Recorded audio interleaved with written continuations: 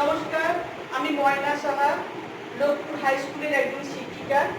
Lokpur high school YouTube চ্যানেলে সবাইকে স্বাগত জানাই। যেসব ছাত্রছাত্রী আমার আগের ক্লাসটা দেখেছো তারা দেখবে দশম শ্রেণীর ভৌত বিজ্ঞান বিষয়ে তাপের ঘটনা সমূহ এই অধ্যায়ের উপর আমি ক্লাস শুরু করেছি। প্রথম দিন কঠিন পদার্থের তাপীয় প্রসারণ, এটা আলোচনা করতে গিয়ে কঠিন পদার্থের দৈর্ঘ্য প্রসারণ গুণাঙ্ক, এর সংজ্ঞা, গাণিতিক প্রকাশ, একক, মাত্রা, কেন দৈর্ঘ্য প্রসারণ গুণাঙ্কের একক দৈর্ঘ্যের এককের উপর নির্ভর করে না, এবং লাস্টে সেলসিয়াস স্কেলে দৈর্ঘ্য প্রসারণ গুণাঙ্ক ও ফারেনহাইট স্কেলে দৈর্ঘ্য প্রসারণ গুণাঙ্কের মধ্যে সম্পর্ক, অর্থাৎ সেখানে বেরিয়েছিল আমাদের আলফা এফ সমান 5/9 আলফা সি, যেখানে আলফা এফ হলো ফারেনহাইট স্কেলে দৈর্ঘ্য প্রসারণ গুণাঙ্কের মান এবং আলফা সি হলো সেলসিয়াস স্কেলে দৈর্ঘ্য প্রসারণ গুণাঙ্কের মান। এই পর্যন্ত আমি প্রথম ক্লাসে পড়িয়েছি। এরপর দেখো আজ প্রথমেই কয়েকটি কঠিন পদার্থের দৈর্ঘ্য প্রসারণ গুণাঙ্ক এটা আলোচনা করব। কয়েকটি কঠিন পদার্থের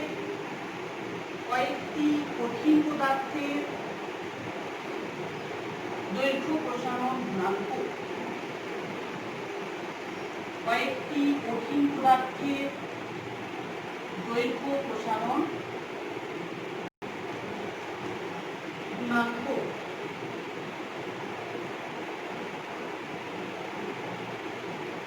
কঠিন পদার্থ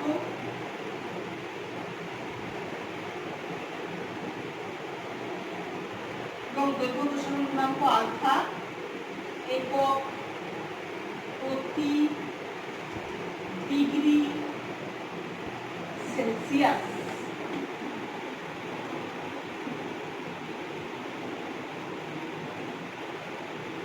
প্রথমেই আলফা, যার একক হচ্ছে প্রতি ডিগ্রি সেলসিয়াস। প্রথমেই পিতলের দৈর্ঘ্য প্রসারণ গুণাঙ্ক এর মান 90 × 10⁻⁶ পার ডিগ্রি সেলসিয়াস বা প্রতি ডিগ্রি সেলসিয়াস বা ডিগ্রি সেলসিয়াস ⁻⁻1। তারপর হচ্ছে জার্মান সিলভারের দৈর্ঘ্য প্রসারণ গুণাঙ্কের মান 80 × 10⁻⁶ ডিগ্রি সেন্টিগ্রেড ⁻⁻1।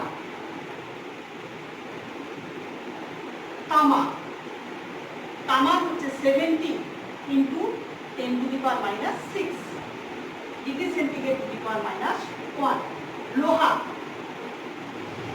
হচ্ছে 12 × 10⁻⁶ ডিগ্রি সেন্টিগ্রেড ⁻⁻1। ইস্পাতের হচ্ছে 11 × 10⁻⁶ ডিগ্রি সেলসিয়াস ⁻⁻1। ইন্ধারের হচ্ছে 0.7 × 10⁻⁶ ডিগ্রি সেলসিয়াস ⁻⁻1।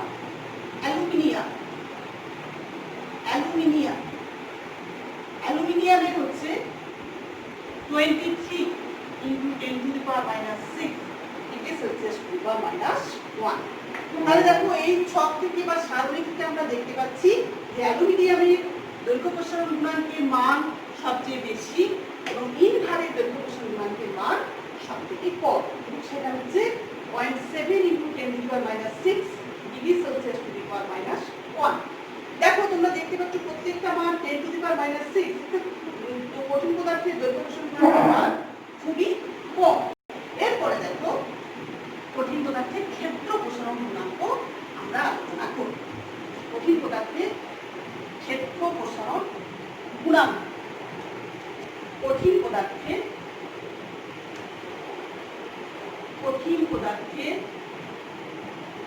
ক্ষেত্র প্রসারণ গুণাঙ্ক, কঠিন পদার্থের ক্ষেত্র প্রসারণ গুণাঙ্ক।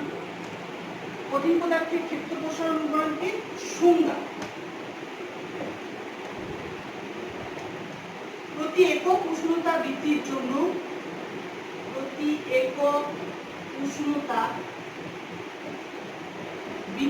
জন্য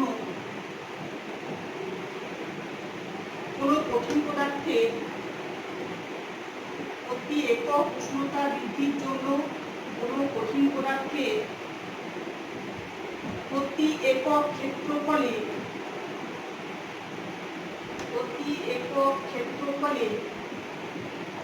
যে ক্ষেত্র প্রসারণ হয়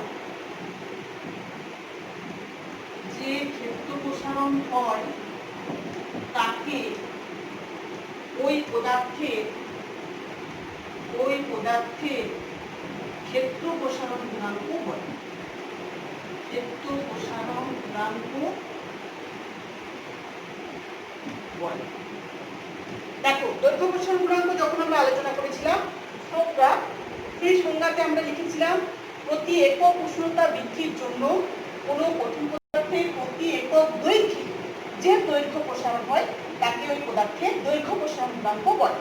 তাহলে যখন ক্ষেত্র প্রসারণ গুণাঙ্ক করবে তখন কি একই, দেখো খানিকটা, প্রতি একক উষ্ণতা বৃদ্ধির জন্য কোনো কঠিন পদার্থের প্রতি একক ক্ষেত্রফল যে ক্ষেত্র প্রসারণ হয় তাকে ওই পদার্থের ক্ষেত্র প্রসারণ গুণাঙ্ক বলে। ক্ষেত্র প্রসারণ গুণাঙ্ককে বিটা দ্বারা চিহ্নিত করা হয়, বিটা।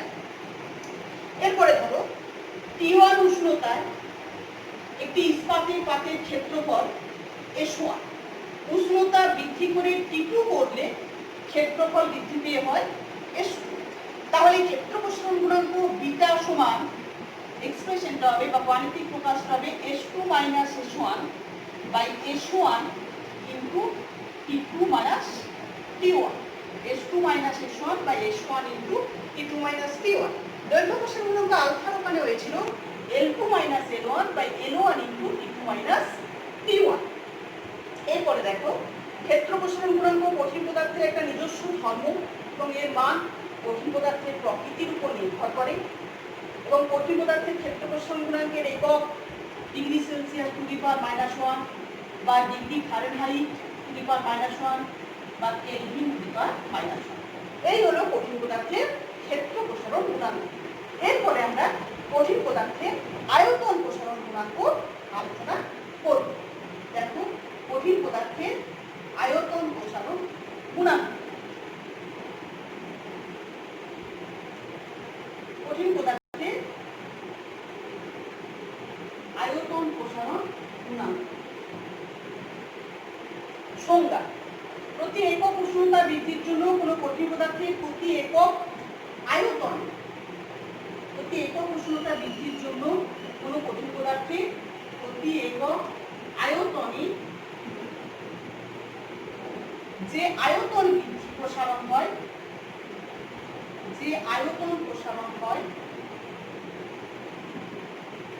তাকে ওই পদার্থের ক্ষেত্র আয়তন প্রসারণ গুণাঙ্ক বলে।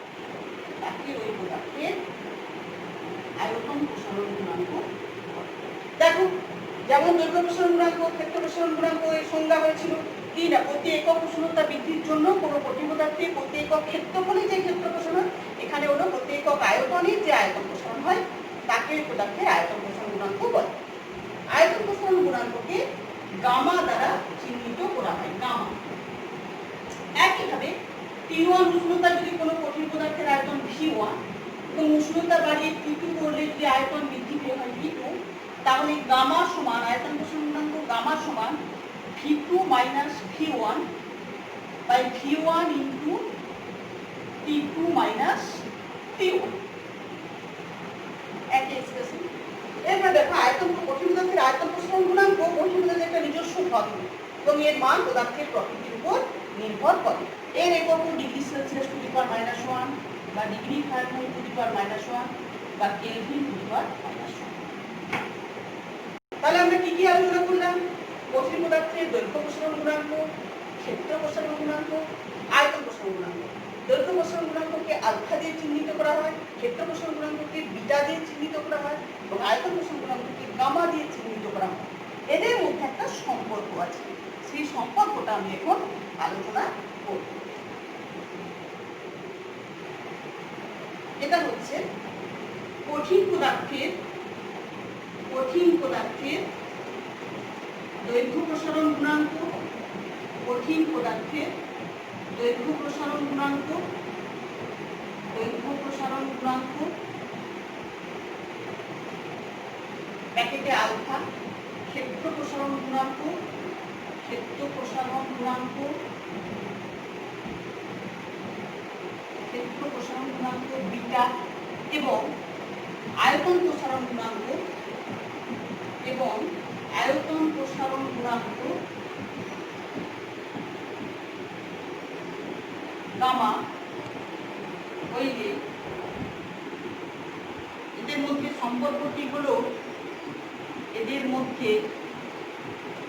সম্পর্কটি হলো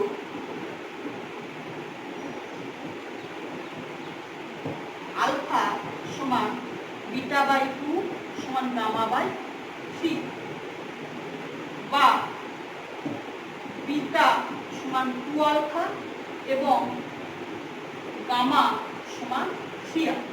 এটা হচ্ছে আলফা বিটা ও গামার মধ্যে সম্পর্ক। আলফা সমান বিটা বাই 2 সমান গামা বাই 3, বিটা হচ্ছে 2 আলফা এবং গামা সমান 3 আলফা। এর পরের পার্টে আমি বাকি ক্যালকুলেট করছি। তাহলে আমাদের কঠিন পদার্থের তাপীয় প্রসারণ এই আলোচনাটা সম্পূর্ণ। এরপর দেখো মাধ্যমিক পরীক্ষার প্রশ্নপত্রে নাম্বার বিভাজনটা কেমন থাকে। না তোমাদের মাধ্যমিক পরীক্ষার প্রশ্নপত্রে 4 ধরনের প্রশ্ন থাকে। এমসিকিউ করতে হয় 15টা এবং 15টাই থাকে 1 × 15 সমান 15 নাম্বার। তারপরে ভিএসএ করতে হয় 21 নাম্বারের 1 × 21। এখানে বাম দিক ডান দিক মেলানো শূন্যস্থান পূরণ সব মিলিয়ে 21টা প্রশ্ন থাকে অথবা থাকে। এরপরে এসে শর্ট অ্যান্সার টাইপ কোশ্চেন 2 নাম্বারে 9টা করতে হয়, 9 × 18। এলে লং অ্যান্সার টাইপ কোশ্চেন, এটা 3 নাম্বারের কোশ্চেন 12টা 36। টোটাল হচ্ছে 90 মার্কস অর্থাৎ 90 নাম্বার এবং 10 নাম্বার হচ্ছে ইন্টারনাল ফর্মেটিভ ইভালুয়েশন। এই নাম্বার বিভাজনটা তোমাদের মাধ্যমিক পরীক্ষার প্রশ্নপত্রে থাকে। এরপরে দেখো আমি যে অধ্যায়টা পড়াচ্ছি তাপের ঘটনাসমূহ, এই অধ্যায় থেকে কত নাম্বারের প্রশ্ন আসে এবং কি কি ধরনের প্রশ্ন আসে। এমসিকিউ, ভিএসএ, এসএ এবং এল। এটা হচ্ছে নম্বর বিভাজন।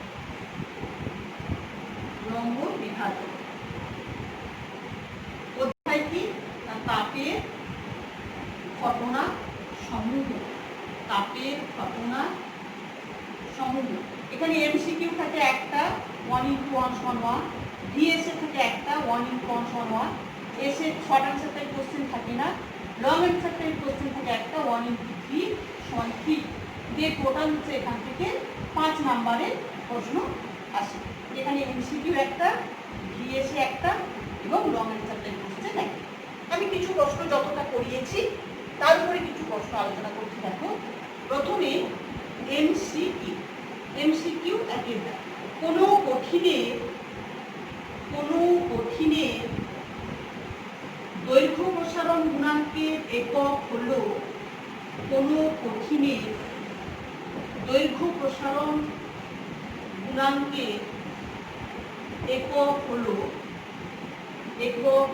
হলো এতে আছে মিটার বা এম, বিতে আছে মিটার টু দি পাওয়ার -1, সিতে আছে degree centigrade to the power -1 এবং ডিতে আছে ডিগ্রি সেন্টিগ্রেড।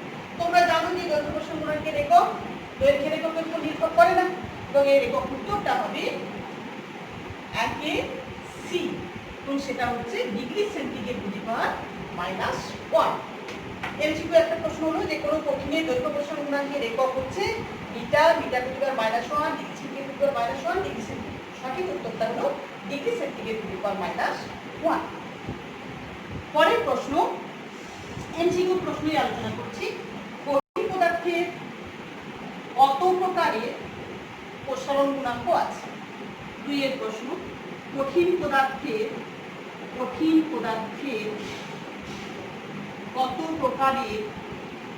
কত প্রকারের প্রসারণ গুণাঙ্ক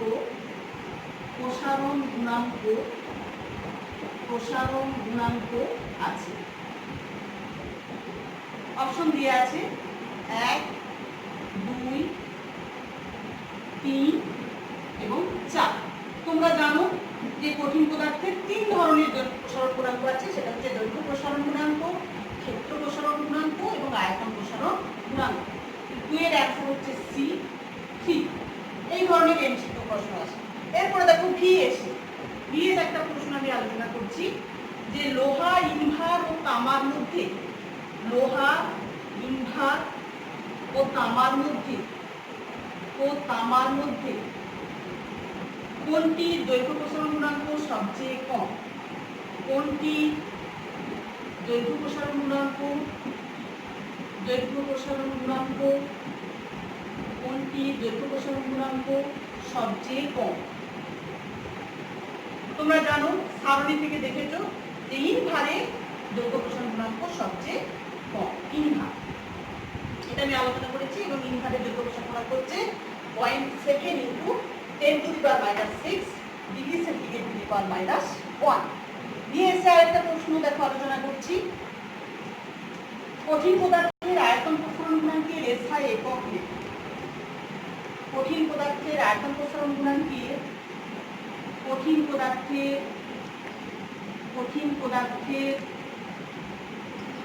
আয়তন প্রসারণ গুণাঙ্কের কঠিন পদার্থের আয়তন প্রসারণ গুণাঙ্কের একক লেখো। উত্তর হচ্ছে সিজিএস পদ্ধতিতে একক degree Celsius to the power -1, SI পদ্ধতিতে একক কেলভিন টু দি পাওয়ার -1 এবং ফারেনহাইট স্কেলে degree Fahrenheit two the power -1। এই ধরনের বিএসএ কোশ্চেন। এরপরে দেখো লং অ্যান্সার টাইপ কোশ্চেন এলে কি ধরনের প্রশ্ন থাকে। প্রথমেই ধরো একটা প্রশ্ন, এটা হচ্ছে long answer type question 1 number.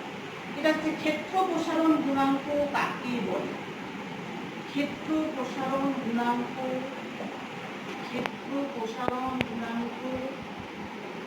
কাকে বলে? ইহার এসআই একক, ইহার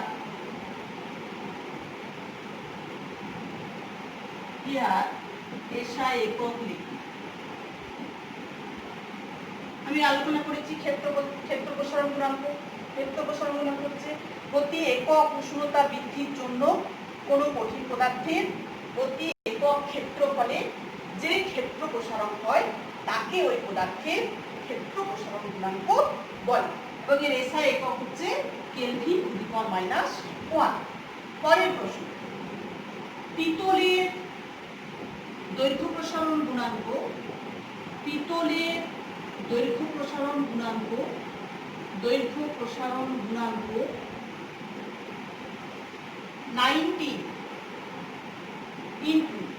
10⁻⁶ degree centigrade to the power -1 বলতে কি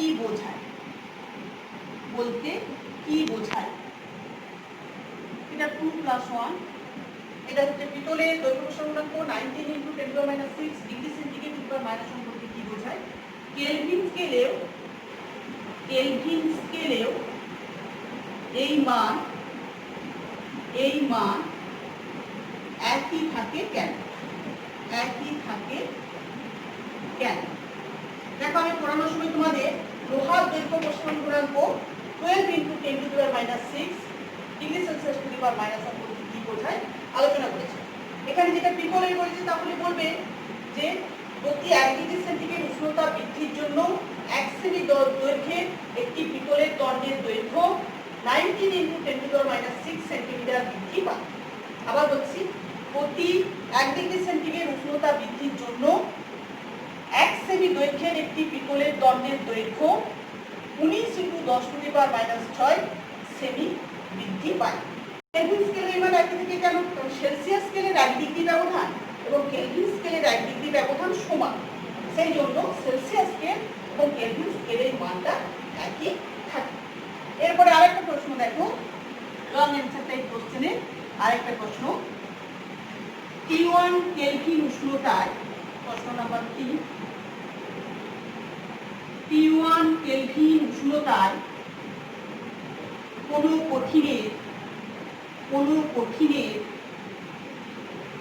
কঠিনের ক্ষেত্রফল A1 স্কয়ার মিটার এবং T2 কেলভিন উষ্ণতার ক্ষেত্রফল A2 স্কয়ার মিটার হইলে ক্ষেত্র প্রসারণ গুণাঙ্কের গাণিতিক রূপটি একক সহ লিখব। 2 নাম্বার গাণিতিক রূপটা কি হবে? গাণিতিক রূপটা হবে কি বলেছে, T1 কেলভিন উষ্ণতার ক্ষেত্রফল হচ্ছে A1 স্কয়ার মিটার এবং T2 kelvin উষ্ণতায় A2 square metre. তাহলে A2 A1 by A1 into T2 minus T1 এবং এককটা কি হবে, এখানে কেলভিন আছে, তাহলে একক হবে কেলভিন টু দি পাওয়ার -1। এই ধরনের লং অ্যানসার টাইপ কোশ্চেন এখান থেকে হয়। তাহলে দেখো কঠিন পদার্থের তাপীয় প্রসারণ আলোচনাটা সম্পূর্ণ হলো। পরের ক্লাসে আমি তরল পদার্থের তাপীয় প্রসারণ এবং গ্যাসীয় পদার্থের তাপীয় প্রসারণ আলোচনা করব।